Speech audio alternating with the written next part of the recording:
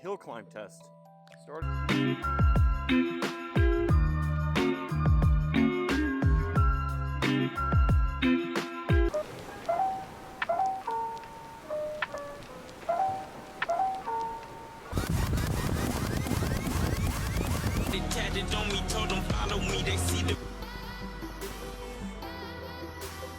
Great turnout, guys. I mean, I'm excited for PEV. I hope you guys are as well too.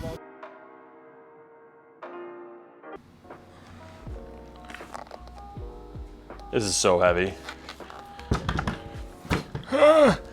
Welcome back to the channel, guys. If you're new here, welcome. I am actually doing a giveaway with SHREADLIGHTS that when I reach 500 subscribers, that I will be posting a video at that time and we will be able to give away SL300 to one lucky viewer. So if you haven't, click that subscribe button, get that notification bell, and give a thumbs up to these videos. If you haven't seen any of my other videos, I do other reviews on other products that are out there. I do Eastgate Travel Series stuff. I've hosted my own group rides here in Asbury Park, New Jersey. So there's been a ton of different content that's been coming out, and I would really appreciate if you guys, if you haven't, give that a thumbs up, give the subscribe button there, and hopefully see you guys in the next videos as well too.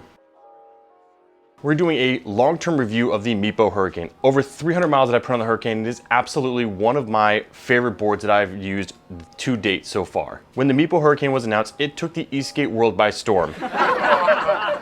Full dad pun intended there. But seriously, there was a budget-friendly company that was entering the premium market space that boards were competing against. They were the $3,000, $4,000 price range. Here was your board at the entry level of, first announced, I believe it was $18.99. There was a pre-order special that was giving you an incredible deal, and they've run a bunch of deals before then throughout the entire time that the Meepo Hurricane has been out now. I personally think that this is one of the greatest boards that is out right now, and if you don't agree with me, prove me wrong. So if you have another company or another board that thinks better than this, go ahead and tell them to send it out to me. We'll see. But up until this point, this board has been one of my favorite boards that I've ridden. It is my go-to board when it comes to long rides. It is my go-to board when I go on group rides. But I do truly enjoy every aspect of this board. There are some cons too, and we'll get to that in a little bit. Just a little background about what I've been riding. I started off on one wheel when I was entering the PEV world, and when at that point I was able to grow with the one wheel, I loved my one wheel, but it was a pint. And if anyone knows what the pint is, it's about a 6 to 8 mile range, especially someone at my weight of 220 pounds. It was more closer to that 6 miles of range versus the 8. And again, it capped out around 14 to 15 miles per hour before you got that pushback. And it was just an overall incredible feeling. It's definitely a great board for your short-term around town riding, but with the introduction of like the Pint X and the GT, it's definitely left its mark way below the belt comparatively to other boards like this. Enter my first ever Eastgate, which was a Meepo V3. I absolutely loved this Meepo V3. This board was something that was very affordable at the time, like 350 bucks. You can buy them used for like $200 to $250. And you were getting a board that went 25 miles per hour. You were getting a board that was going 8-ish to 10-ish miles of range. And it was super lightweight and portable. So for me, coming from a background of skateboarding and longboarding my entire life, jumping on one of these boards and being able to ride for long periods of time and go as fast as I was instantly hooked, and my pint kind of started collecting dust once I got my V3. Flash forward now, the Meepo Hurricane is announced. This board with the grip tape, the carbon fiber, the big battery, it literally ticked every box possible. The swappable wheels, everything that was coming out with this board, they really did nail the mark on. And it was one of those things where a lot of people were talking about it, and people were kind of hating on it because Meepo had a reputation of being more of a budget-friendly board, that they were entering this premium market. And I think that they swung for the fences and they knocked it out of the park. Like I said before, I've put over 300 something miles on this board, and I've had it for over 8 months now.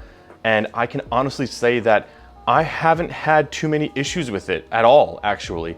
My biggest gripe I've had with it is more self-inflicted, where I've had some rusting on my screws and things like that. But that's also my fault because I rode in the wintertime literally on snow. And I also rode during the wintertime when there was salt on the road, to the dismay of other people saying that was a horrible idea. But obviously these parts are replaceable and easily fixable. So still, even with all of that, riding off-road, riding in the wintertime, it has been an absolute premium board and has yet to fail me. So let's just get into some of the specs about the board and more of a deep dive on them and why I love them. So the battery, at a 12S4P configuration with the P42A moly-cell battery pack, which is at this given point one of the best batteries you can get for any skateboard because of the discharge rate and the longevity of the battery. It's been torture tested and really has been absolutely premium as far as the market goes. The 725.8 watt hours battery is plenty of battery for me. And I even want maybe even a little more, but that would be, I think, overkill at this point, especially with the battery at this price range. It's definitely one of the better premium features you find inside this thing. I did do a range test. I will link that in the description up here between the AT tires that came with it, along with the 90mm street wheels that came with it. And let me just say, I was incredibly surprised with the results of it, especially again, as someone of my weight. I always talk about that. I'm a bigger guy, but I think like that's really important because range is a huge factor depending on your riding style, your weight, the wind speed, temperature outside, how big your wheels are. There's a lot of factors into it, and I'm yet to be disappointed with this because I'm able to hop on this thing at a full charge and easily on street wheels, 25 to 30 miles of range with no hesitation whatsoever.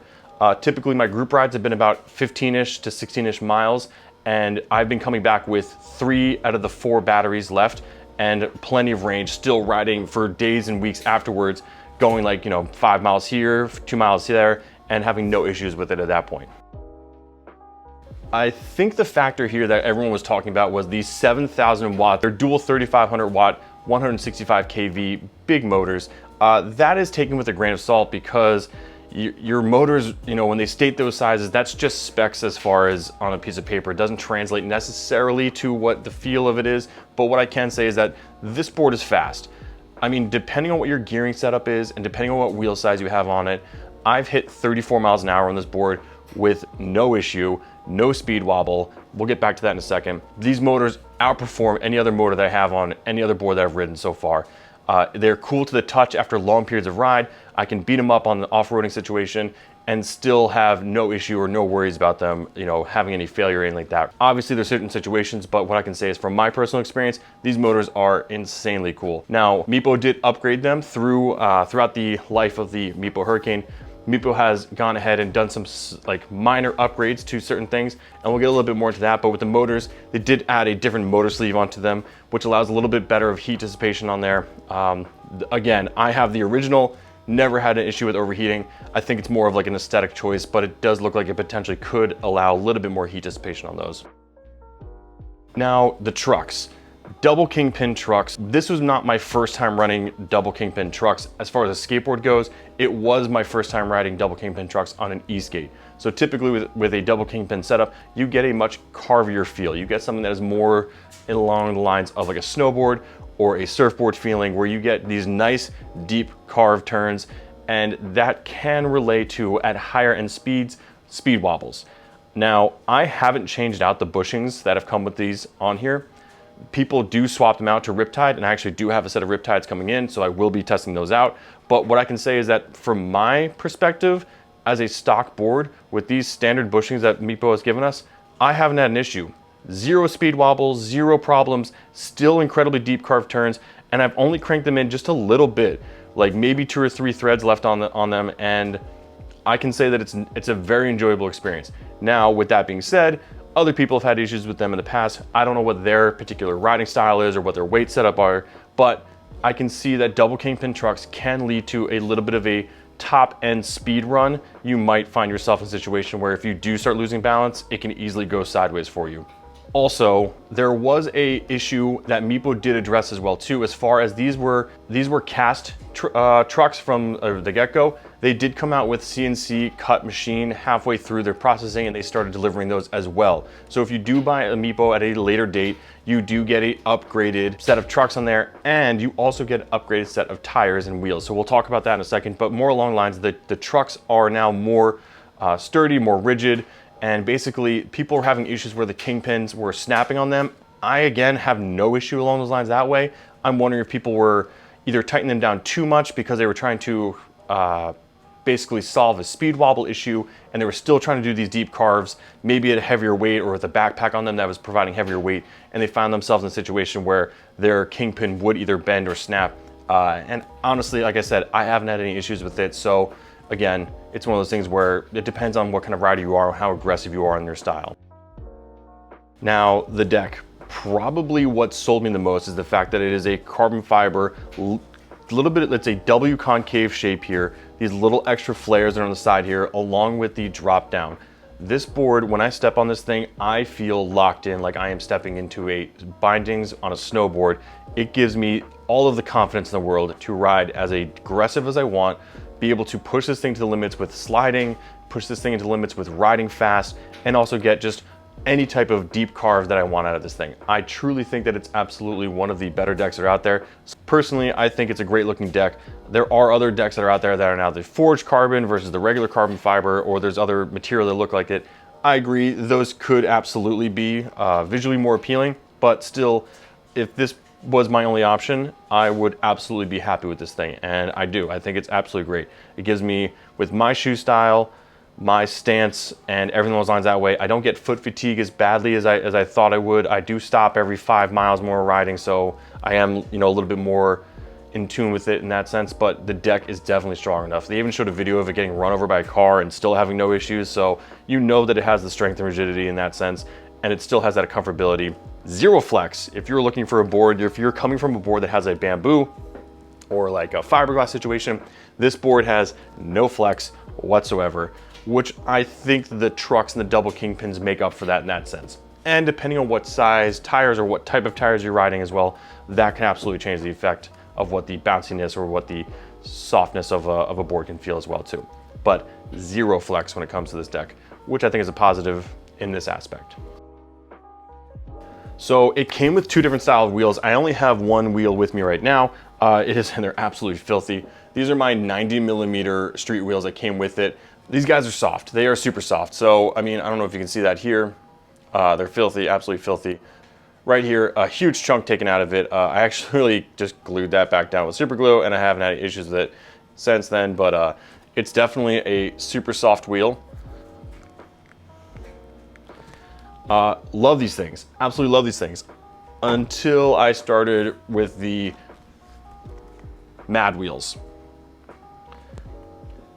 I'll link these video review up here as well too. Your wheel choice totally makes a difference when it comes to riding your board and how your board feels underneath you.